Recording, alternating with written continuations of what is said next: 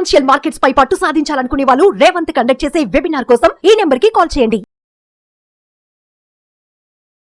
నమస్తే, welcome to Suman TV. నేను విష్ణు. ప్రస్తుతం పాటు certified wealth manager Revanth Chalamala ఉన్నారు, వారితో మాట్లాడదాం. సార్ నమస్తే. సార్ రేవంత్ గారు. నమస్తే అండి.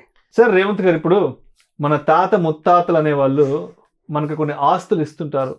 ఊర్లో స్థలాలు కానీ పొలాలు కానీ లేదంటే ఏమైనా బంగ్లాలు ఇస్తుంటారు. అవునండి. కొంతమంది ఏం చేస్తుంటారంటే ఏదైనా అత్యవసరం వచ్చినప్పుడు కానీ లేదంటే ఇంకేదైనా బలహీన క్షణంలో అవును తాత ముత్తాతలు ఇచ్చిన ఆస్తుల్ని అమ్మేసుకుంటుంటారు. అవునండి.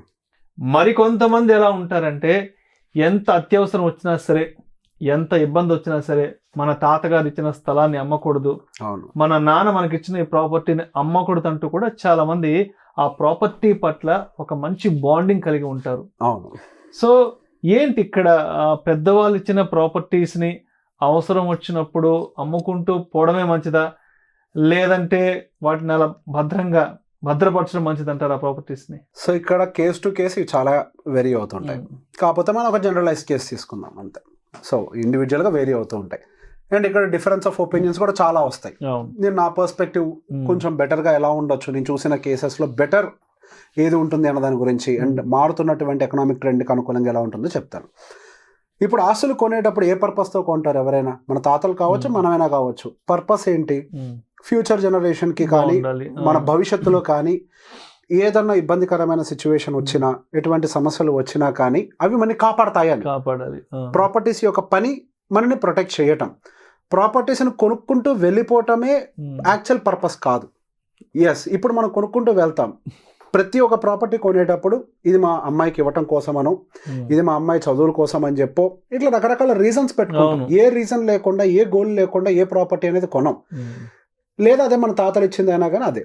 సో సహజంగా ఏం జరుగుతుంది అని అంటే, మనం ఎప్పుడైనా ఫోర్ ఫాదర్స్ నుంచి వచ్చినటువంటి ప్రాపర్టీస్ మీద చాలా ఎమోషనల్ అటాచ్మెంట్ పెట్టేసుకుంటూ ఉంటాం. ఇప్పుడు నేను గట్టిగా నమ్మేది ఏంటి అని అంటే, ఎన్ని ప్రాపర్టీస్ ఉన్నాయి అనేది కాదు, క్యాష్ రిచ్ ప్రాపర్టీస్ ఎన్ని ఉన్నాయి. ఓకే, క్యాష్ రిచ్ ప్రాపర్టీస్ అంటే ఏంటి? ఇన్కమ్ జనరేట్ చేయగలిగే ప్రాపర్టీస్ ఎన్ని ఉన్నాయి. ఇప్పుడు ఒకప్పుడు పొలాలు చాలా కొనిచ్చేవాళ్ళు. ఎందుకు? మనదంతా కూడా వ్యవసాయ ఆధారిత దేశం. అప్పట్లో తాతలు ఏం చేశారో కొడుకులు అదే చేశారు, వారసత్వంగా వ్యవసాయంలోనే ఉన్నారు. సో అది క్యాష్ రిచ్ ప్రాపర్టీ. ఆ రోజుల్లో వాళ్ళు చేసిన పని కరెక్టే. ఆ రోజుల్లో వాళ్ళు ఏమైనా ప్లాట్లు కొన్నారా? జూబ్లీ హిల్స్ లోకి వచ్చి కొనమంటే రాళ్ళు రాప్పలు ఎవడు కొంటారు అన్నారు. సో బేసిక్ ఆ రోజుల్లో క్యాష్ రిచ్ ప్రాపర్టీ అది కాబట్టి దాన్ని కొన్నారు. సో ఈ జనరేషన్లో నేను అబ్జర్వ్ చేసింది ఏంటి అని అంటే, వాళ్ళకి ఎంత కష్టం వచ్చినా, కష్టం అని అంటే అప్పులై ఉండొచ్చు, లేకపోతే మనకి ఆర్థికంగా సరిపడా ఇన్కమ్ రాకపోతూ ఉండొచ్చు. ఆర్థికంగా సరిపడా ఇన్కమ్ రాని కండిషన్లో మీరు ఆ ప్రాపర్టీని అలానే ఉంచేస్తే, ఫర్ ఎగ్జాంపుల్ ఒక ఎకరం విలువ ఇప్పుడు ఎంత తక్కువ వేసుకుని 50 లక్షలు లేదు, మినిమం 50. ఎంత మారుమూల విలేజ్ వెళ్ళినా కూడా 40-50 లక్షలు ఉంది ఎకరం. మీకు 10 ఎకరాలు ఉంది, ఒక 4 కోట్లకో 5 కోట్లకో మీ ఆస్తి ఉంది. దానికి మీకు తిప్పి కొడితే కవులు వచ్చేస్తే 1 లక్ష, 1.5 లేదా 2 లక్షలు వస్తుంది అంతే సంవత్సరానికి. అది మీ అవసరాలను తీరుస్తుందా? ఆ ప్రాపర్టీ అక్కడ వదిలేస్తే అది మీ అవసరం తీరుస్తుందా? తీర్చదు. సో అట్లాంటి కండిషన్ లో మీరేం చేయాలి? కొంచెం మెచ్యూర్ గా ఆలోచించాలి. నేను ఆస్తిని పాడు చేయమని నేను చెప్పట్లేదు, పాడు చేయమని నేను చెప్పట్లేదు. అది ఎంతవరకు మనకి ఆర్థిక సహకారం అందిస్తుందనే యాంగిల్ ఆలోచించాలి. ఇప్పుడు ప్రాపర్టీ ఉంది, అది అట్లా ఉండటం వల్ల ఇప్పుడు 10 ఎకరాల భూమి ఉందండి. ఆ 10 ఎకరాల భూమిని పనిలో పెట్టి దాని నుంచి ఇన్కమ్ జనరేట్ చేసి బాగా బతుకుతామా? ఆ 10 ఎకరాల భూమి ముందు ఇది నాది అని చెప్పుకుంటూ దాని ముందు బిచ్చమెత్తుకుంటాం అనేది మన చాయిస్. ఇది కూడా నేను చెప్తున్నా. ఇప్పుడు సమస్యలు వచ్చినప్పుడు ఏం చేస్తాం? మనం ఉద్యోగం కోల్పోతాం, అప్పులు చేస్తాం, వాళ్ళని డబ్బులు అడుక్కుంటాం. ఆ పరిస్థితి తెచ్చుకోవాలా? కాదు. సో నా ఉద్దేశం ఏంటి, మీరు ఆ 10 ఎకరాలకి మీకు ఓకే ఇన్కమ్ జనరేటింగ్ లేదు, దాన్ని అట్లీస్ట్ రోడ్డు మీద కొన్న ఒక కమర్షియల్ బిట్టు. ఇప్పుడు 10 ఎకరాలు అమ్మితే మీకేం ఎకరం రాకపోవచ్చు, కమర్షియల్ బిట్టు 500 గజాలే రావచ్చు. కానీ 500 గజాలు సంవత్సరానికి 12 లక్షలు ఇన్కమ్ తీసుకురావచ్చు. ఇక్కడ మీకుంటే ఎంత వస్తుంది? మహా వస్తే ఎంత వస్తుంది? మీకు తిప్పి కొడితే సంవత్సరానికి 2 లక్షలు వస్తాయి, అంత మించి రాదు. అదే మెయిన్ రోడ్ బిట్ లోకి షిఫ్ట్ చేస్తే, దాన్ని ఒక రెంటల్ ఇన్కమ్ జనరేటింగ్ ప్రాపర్టీగా కన్వర్ట్ చేస్తే మీ అవసరాలు తీరిపోతాయి. ఇక్కడ బేసిక్గా మీ ఒక్కళ్ళ అవసరాలు తీరటం కాదు, నెక్స్ట్ పిల్లల భవిష్యత్తు. అండ్ నెక్స్ట్ ఇంకో కేసు ఉంటుంది, అప్పులు చేస్తూ పోతారు. నాకు ఆస్తుంది అని చెప్పి అప్పులు చేస్తారు. మా నాన్న ప్రాపర్టీ, మా తాత ప్రాపర్టీని దాన్ని అమ్మకూడదు ఎటువంటి పరిస్థితుల్లో కూడా, ఎంత పైన నేనే తీర్చాలని చూస్తాడు. అప్పు ఖాళీగా ఉంటుందా? వడ్డీకి వడ్డీ, సంవత్సరానికి సంవత్సరం పెరిగిపోతా ఉంటుంది. అది ఎంత పెద్దగా అవుతుంది అని అంటే నీ భూమిని మింగే అంతగా తయారవుతుంది.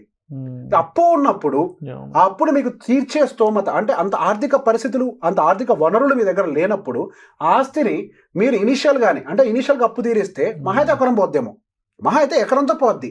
మీకు ఆ క్యాష్ జనరేటింగ్ కండిషన్స్ లేవు, అప్పు తీర్చే కండిషన్ లేదు అన్నప్పుడు దాన్ని మొండిగా ఎమోషనల్ తోటి కనుక మనం దాన్ని అట్లనే హోల్డ్ చేస్తే అది 10 ఎకరాలు మింగేస్తుంది.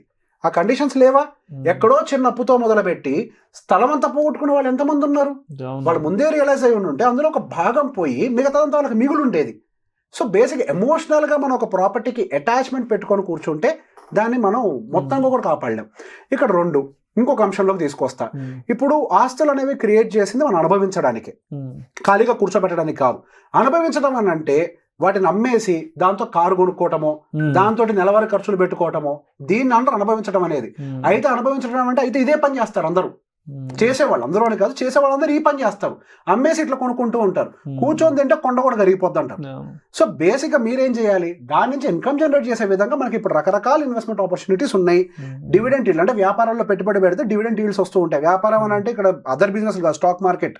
మనకి డివిడెండ్ ఈల్డ్ ఇచ్చేటువంటి మ్యూచువల్ ఫండ్స్ ఎన్ని లేవు, యావరేజ్గా 6 to 7% డివిడెండ్ ఈల్డ్ ఇస్తూ పైన దాని యొక్క స్టాక్ ప్రైస్ అప్రిషియేట్ అవుతూ పోతూ ఉంటుంది, వెల్త్ క్రియేట్ అవుతుంది, ఇన్కమ్ వస్తూ ఉంటుంది.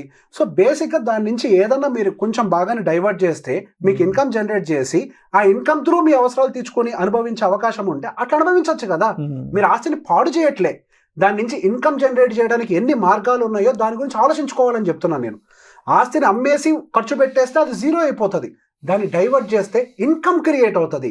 ఆ ఇన్కమ్ని మీరు అనుభవించడం కోసం వాడతారు. బాగా ఆస్తి ఉన్న అబ్బాయికి పిల్లని ఇవ్వాలనుకుంటారు. ఎందుకు? రీజన్ ఏంటి? మా అమ్మాయి బాగా బతుకుతుంది అని చెప్పి. పరిస్థితులు బాగున్నప్పుడు ఆ ఆస్తి మీరు అమ్మకుండా అట్లా కూర్చోబెట్టి దాని అప్పులు తీర్చేసి మీరు ఇన్కమ్ జనరేట్ చేసుకోకపోతే ఎంత ఆస్తి ఉంటే ఉపయోగం ఏంటి? మనకు దాని తగ్గ తెలివితేటలు కూడా ఉండాలి కదా, దాన్ని ఎలా ఇంప్లిమెంట్ చేయాలనే ఆలోచన కూడా మన దగ్గర ఉండాలి. ఎంతసేపటికి దాన్ని ఒక దగ్గర పెట్టాలని మాత్రం 80% ఆలోచించొద్దు. ఏంటి అనుభవించే దాంట్లో కూడా ఒక్కొక్కరికి ఒక రిక్వైర్మెంట్ ఉంటుంది. ఇప్పుడు లగ్జరీ, మీ దృష్టిలో లగ్జరీ అంటే ఏంటి? మీ దృష్టిలో బాగా విలాసంగా బ్రతకడం. విలాసం అంటే ఏంటి? అంటే మనం కోరుకున్న అవసరాలు తీర్చుకోవడం. మీ కోరుకునే అవసరాలు ఏంటి? ఏముంటాయి? వెకేషన్కి వెళ్ళాలి, లేదంటే ఒక మంచి కార్లో తిరగాలి, లేదంటే ఫ్యామిలీతో బయటకు వెళ్ళాలి, మంచి మంచి స్టార్ హోటల్స్కి వెళ్ళి ఫుడ్ తినాలి. ఇది లగ్జరీ, రైట్? ఇప్పుడు నా విషయంలోకి వచ్చేసరికి నా point of view of luxury వేరు ఉంటది. ఇప్పుడు for example that doesn't mean we can't afford all these things. ఇప్పుడు కూడా మీరు వెళ్ళగలరేమో, కానీ మనం అక్కడితో పరిమితం చేసుకుంటాం. ఇప్పుడు నేను ఒక పీవీఆర్ సినిమా వెళ్ళి లగ్జరీ ఫీల్ అవుతాను నేను నా దృష్టిలో. ఇప్పుడు ఎస్, మనం అక్కడికి వెళ్ళి చూడటానికి ఇప్పుడు మనకి ఇన్కమ్ లేక అని కాదు, ఇన్కమ్ ఉన్నా కానీ మనం దాన్ని ఆప్ట్ చేయం అంతే. సరే, దాన్ని ఎందుకు అన్నసరిగా ఇప్పుడు హవెవర్ మనకు టైం లేదు, తిరగాలి, చేయాలి, టైం ఇన్వెస్ట్ చేయాలి, XYZ అగైన్ డబ్బులు వస్తే దానికోసం ఖర్చు పెట్టాలి. అదే మీకు ఇన్కమ్ జనరేటింగ్ ప్రాపర్టీస్ ఉందనుకోండి, అట్లీస్ట్ మీ లగ్జరీని కొంతవరకు ఎక్స్టెండ్ చేసుకోవచ్చు, అనుభవించగలరు. ఒకప్పుడు లగ్జరీ అని అంటే చాలా తక్కువ ఉండేది, ఇప్పుడు టైం మారింది, రోజులు మారాయి, ఖర్చులు పెరిగాయి, లైఫ్ స్టైల్ పెరిగింది, లగ్జరీ పెరిగింది. దాన్ని అనుభవించాలి అని అంటే దాని తగ్గ ఇన్కమ్ కూడా రావాలి. ఆ ఇన్కమ్ కేవలం మన జీతం నుంచి రావాలి అంటే సరిపోకపోవచ్చు. అప్పుడు మనకు ఉన్నటువంటి కొన్ని ప్రాపర్టీస్, సింపుల్ ఎగ్జాంపుల్ చెప్తా. పూర్వంలో కొన్నటువంటి ప్రాపర్టీస్ అవన్నీ కూడా చాలా మటుకు సిటీలో కలిసిపోయి ఖాళీగా ఉన్నాయి కూడా చాలా ఉన్నాయి. వాటిని రెంటల్ ఈల్డ్ ప్రాపర్టీస్ గా క్రియేట్ చేయడం ఈజీయే కదా, రెంటల్ జనరేటింగ్ ప్రాపర్టీస్ గా మార్చొచ్చు కదా. సగం అమ్మేసో ఒక పావుభాగం అమ్మేసో దాంట్లో కమర్షియల్ కాంప్లెక్స్ కట్టడం అయితే ఈజీయే కదా.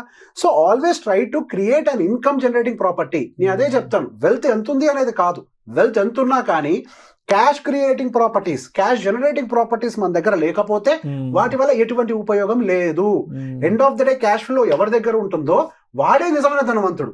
క్యాష్ ఫ్లో లేనివాడు ఎప్పటికీ బీదవాడే, ఎంత ఆస్తేనో ఉండనివ్వండి. ఎందుకు? మీరు అనుభవించట్లే, అనుభవించలేవాడు బీదోడే కదా.